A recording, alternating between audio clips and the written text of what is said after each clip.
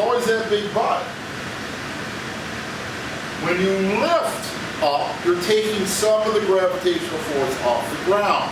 You're bringing it up and you're pushing it forward.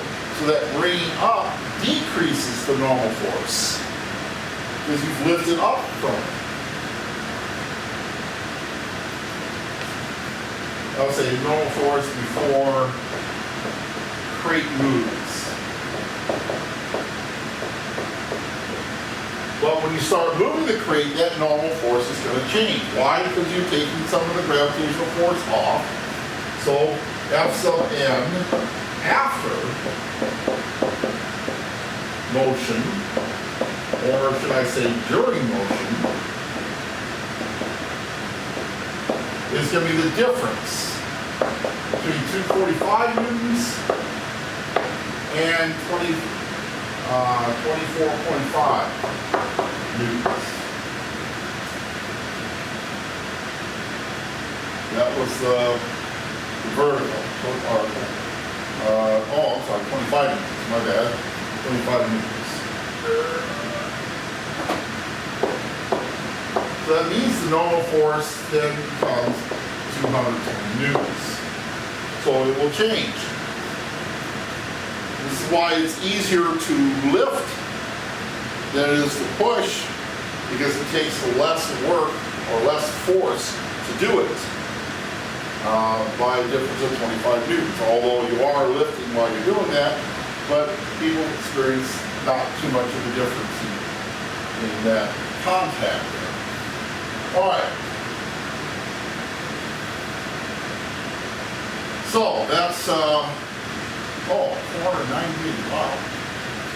Screwing that up, my bad. So it's 490, not 245, 490 newtons.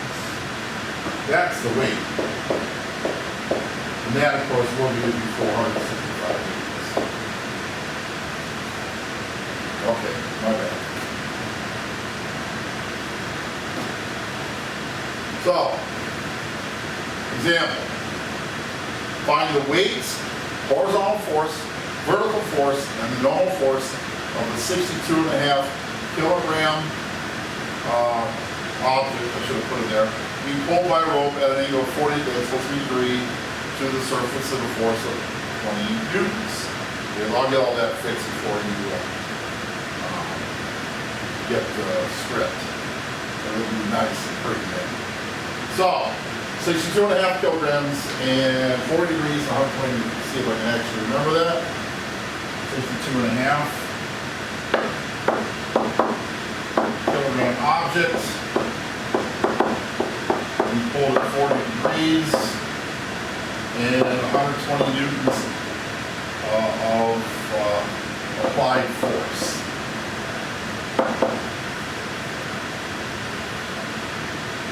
Okay, let's make sure I got that right. Yep. Okay. So, again, I like to draw things even though I'm the world's worst artist. I still like to draw it and show what's going on here. We got your 62.5 kilogram object here, probably another crate. You got 40 degree.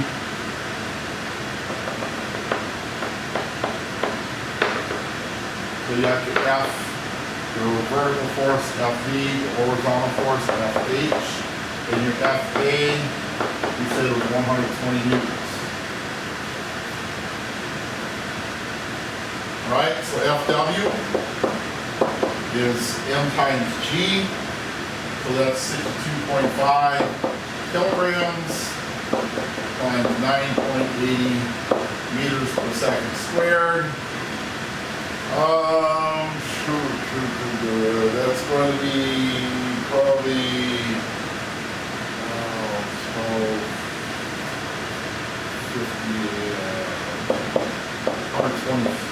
1,230 newtons.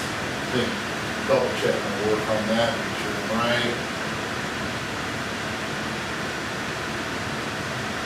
Not even close, 630 newtons. I doubled too many things there. All right, 613 newtons.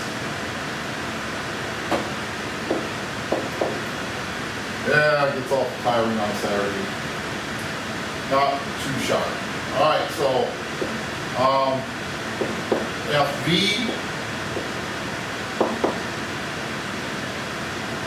is the applied force times the sine of 40 degrees.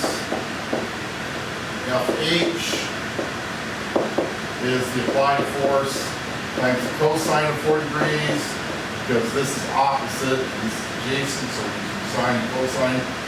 So that's going to be 120 newtons times whatever that is, and 120 newtons times whatever that is. Punch that into our calculators, and I just put it in sine 40 cosine, so I never try to find out what that is. Not really that important. So I go to my answers here, and I find that the horizontal force is 91.9 newtons, and the vertical force is 77.1 newtons. So 91.9, 77.1.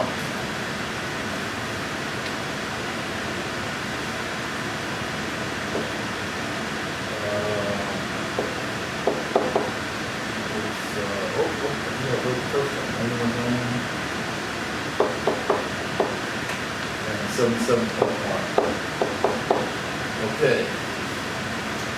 Now, the last thing we have to find is the normal force after it starts to move here. Before it starts, it's 613 newtons. It's the same thing. But now that you're pulling up on it, you're going to relieve it from the fullness by removing 91.9. So this is 613 newtons minus 91.9 newtons. 521 newtons, I believe, is what we should get there. I have all the numbers right there. Let's find out. This is always an adventure. Not even. Vertical force is 77.1. That's right. Yeah, I did have a number on 91.9. All right, so let's go back and fix that. So this is 77.1. This is 91.9. So the vertical here is 77.1.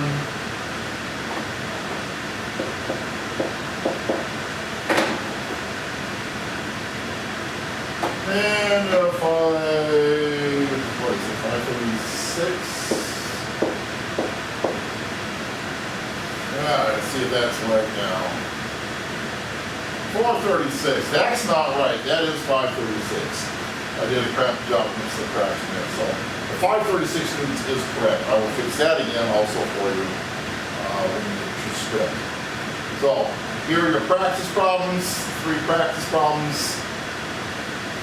Hope you do better than I did. There's now running on fumes here. Signing off. Good luck.